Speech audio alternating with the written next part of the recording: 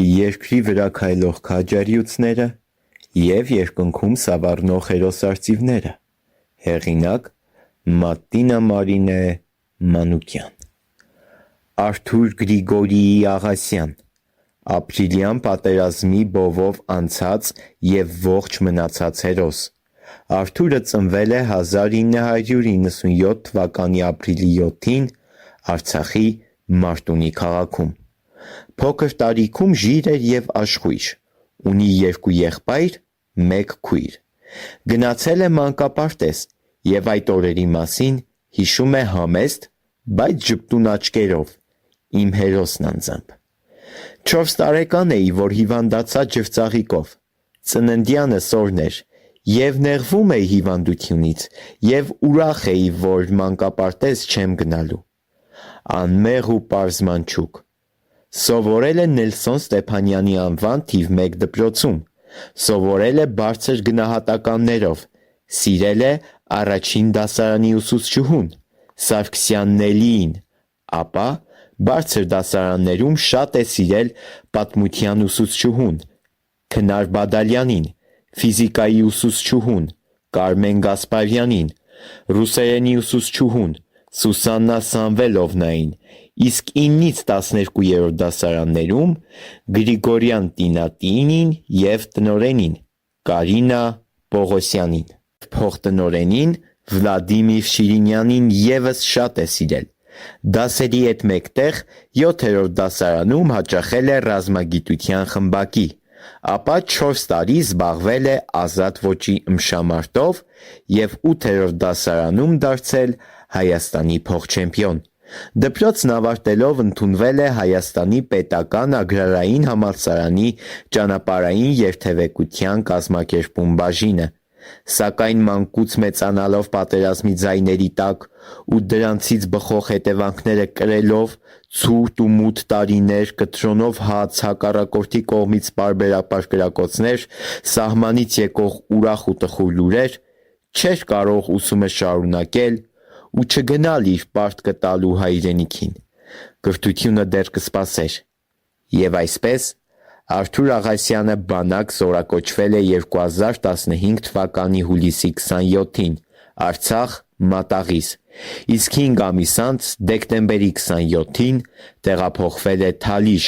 որպես ջոկիի հրամանատար։ Ծառայել է արժանավայել, եղել է ճարպիկ, համարձակ, զենքին գերազանց տիրապետող և 9 ամիս անց մայիսի 4-ին ստացել է լեյտենանտի կոչում։ Այնպիսի ծառայող ու հրամանատար է եղել, որ նրա մարտական ամեն մի հրաման սիրով է կատարել ցանկացած զինծառայող։ Երբ չարանենգ թշնամին փորձել է իր ոտնձգությունները 2016 թվականի ապրիլին, մեր փոխչեմպիոնն արդեն 8 ամսվա ծառայող էր, ու ոչ ոք չէր մտածում, որ փոխչեմպիոնից պիտի վերափոխվի իսկական հերոսի, կենդանի, լեգենդի։ Այդ տարի լրանալու էր նրա 19-ամյակը, բայց ծննդյան օրվան դեռ 1 շաբաթ կար։ Ապրիլի 1-ի գիշեր լույս 2-ի առավոտ հակառակորդը սկսել էր իր վայրագ գործողությունները, դիրքերում նրա 3-րդ հերթափոխն էր, Թալիշում, այն մարտական հենակետում, որտեղ դիրքի ավագը նա էր, ամեն բան այնքան հանկարծակի է սկսվել, որ սկզբում ոչ ոք չի հասկացել, թե ինչ է տեղի ունենում իրականում, սակայն կարողացել են շատ արագ կողմնորոշվել, հասկանալ իրողությունը և հակագրոհ հասցնել, բայց ցավոք, հաղթանակ չկա առանց արյան գնի, զոհերն անխուսափելի են։ Ցավով պիտի ասեմ, որ ապրիլի 1-ի առավոտյան նրանք տվել են առաջին զոհը՝ Վլադիմիր Մելքոնյան։ Նա հավերժացել էր հակառակորդի դիպուկահարի գնդակից։ Փառք նրա հիշատակին և խոնարհումս։ Լեզուն սեղմած ատամների արանքում, ցավը զսպելով, սրտում արցունքները թաքցրած կոկորդում, բայց արդակուստ հանգիստ տոնով պատմում է մեր հերոսը։ Ընկերս գյումրեցի Վլադիմիր Մելքոնյանը ձեռքերիս մեջ զոհվեց։ ապրիլյան պատերազմի առաջին զոհն էր։ Ընկերս ձեռքերիս մեջ մահանում էր, իսկ ես ողջ էի մնացել և ոչնչով չէի կարողանում օգնել։ Անզորությունից խելագարվում էի, սարսափելի էր։ Ողջ էի մնացել։ Արձագանքվեց իմ մտքում. Հերոս ջան, գիտեմ կնախընտրեիր նրա փոխարեն դու լինեիր, միայն թե չզգայիր ընկեր կորցնելու այդ սոսկալի կսկիցը, բայց նա հավերժացավ, որ դու ապրես։ Նորից մտքերս կլանեցին ինձ ու նորից մտքումս արձագանքվեցին նրա բառերը։ Անզորությունից խելագարվում էի։ Սարսափելի էր։ Այո, դրանից ահավոր ու դաժան բան չկա, երբ գրկիդ մեջ, աչքիդ առաջ հարազատ ու թանկ մեկը հավերժ հեռանում է քեզանից, և դու անզոր ես նրան կյանք տալու, մինչդեռ պատրաստ ես տեղերով փոխվել նրա հետ։ Գիտեմ ինչ է զգացել հերոսս այդ պահին։ Մտովի հասել էի այդ գեհենային պահն ու տեսնում էի, որ նա պատրաստ էր ոռնալ վիրավոր առյուծի նման։ Պատրաստ էր արյունակալած աչքերով և իր դողացող, բայց դեռ ուժը չկորցրած բազուկներով ծվեն անել ու հոշոտել այն թշվառ գազանին, որ իրեն մի պահ դնելով ամենազորի տեղ, չգիտես ինչպես, բայց կարողացավ խլել իր հզոր ընկերոջ կյանքը։ Արթուրը սովորական մարդուց և զինվորից վեր էր ածվել վրիժառու ու անսանձելի մեկի, ով ոչ մարդ էր, ոչ գազան, միայն վրեժ էր տենչում, վրեժ ու արյուն ընկած ընկերոջ համար։ Այդ պահից սկսած ուրիշ ոչ մի բանի մասին չեմ մտածել, բացի վրեժից։ Հոգուս վերքը շատ խորն էր, միայն վրեժխնդրություն էի տենչում։ Դառնացած հոգով, ասաց նա։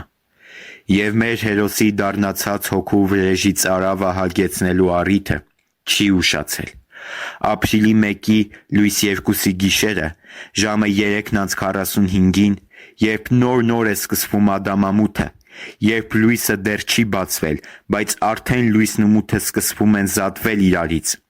արյունախում հակառակորդը սկսել է հրետակոծել դիրքերը, մոտ 1 ժամ, մինչև 4:45, ապա հարձակվել է։ Մեր հերոսն իր ջոկի հետ առճակատման է գնացել ու 1.5 ժամ չկարողանալով դուրս գալ բլինդաժից, թաքնվել են, բայց հենց մեր խիզախ Աղասյանի մարտական հաշվարկի, հմտության, արագ կողմնորոշվելու և անձնուրաց մարտի շնորհիվ, որ վարել է իր զինընկերների հետ, ադրբեջանցիների յաշմահատուկ ջոկատայինները բազմաթիվ վիրավորներով և զոհերով փախուստի են դիմել, որի ժամանակ մի քանի դիակ թողել են մեր դիրքերում։ Այդ մասին պատմում է ինքն անձամբ։ Մենք դիրքի ողջ անձնակազմով կացարանում էինք։ Հանկարծ դռան մոտ կանգնած հերթապահն ասաց, որ ձայներ է լսում։ Ես դուրս վազեցի։ Սկզբում մտածեցինք իրենց բնորոշ հերթական մի խաղ է, բայց տեսանք, որ հակառակորդի մոտ 30 հոգանոց դիվերսիոն խումբը, յաշմահատուկ դաժանություն ունեցող ջոկատայիններ, որոնք մոտ 40 տարեկան էին, գալիս էին մեր ուղղությամբ, ու հասկացանք, որ նրանք այս անգամ չեն լռելու, և մենք էլ սկսեցինք ականանետերով կրակել։ Մի քանի միավոր հրետանի միաժամանակ էր աշխատում։ Նրանցից մեկը վազեց դեպի մեզ, կացարանի ուղղությամբ, որ նռնակ նետի։ Պատուհանից ես նռնակ նետեցի նրա ուղղությամբ։ Բայց նրանք հասցրեցին կտրել տապիկի լարն ու չկարողացանք զանգել, զգուշացնել, որ դիվերսիոն խումբ է մտել և սկսեցին գործել ինքնուրույն։ Մոտ 1 ժամ տևած հրետակոծության ժամանակ մինչև 220 արկ էին թափում մեր ուղղությամբ, հետո անօդաչու թռչող սարք բարձրացավ, և հակառակորդը դրա օգնությամբ տեսավ, որ դիրքում մարդ չկա ու երևի մտածեց կամ փախել ենք, կամ զոհվել։ Երգելով,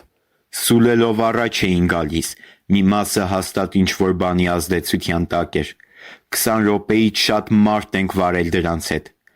Մեծ շփոթմունք էր առաջացել նրանց մեջ,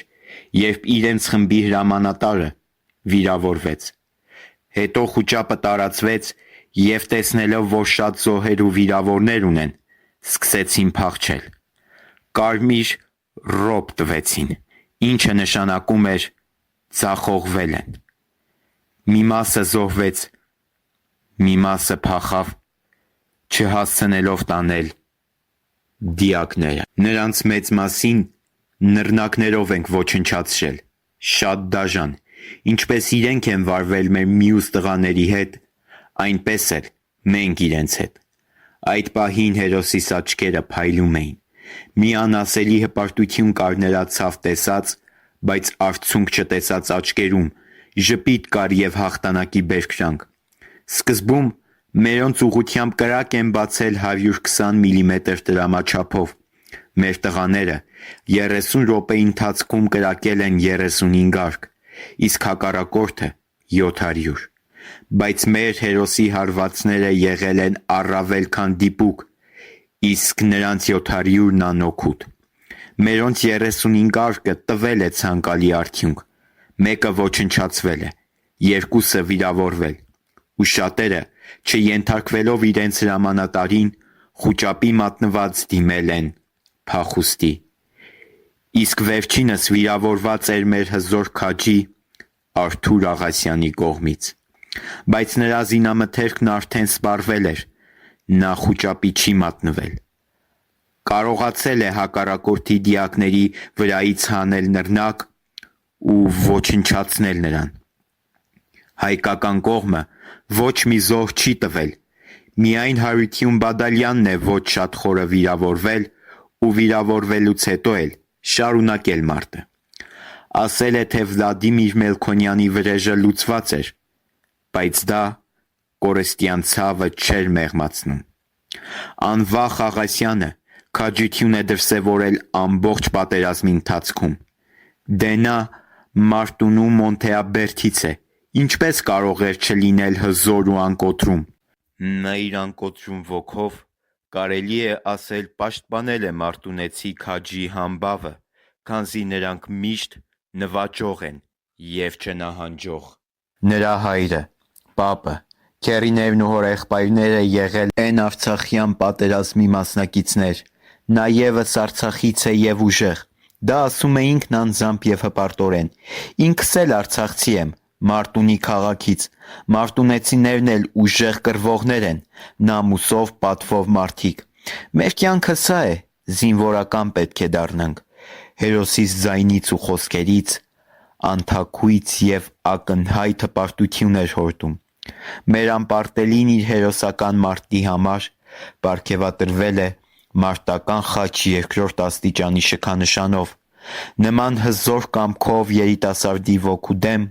բնականաբար ցանկացած Մերճ և Իսկանդեր թույլ են ու անզոր։ Դե, հպարտացիր հերոսացին մայր, տիկին Մարգարիտա,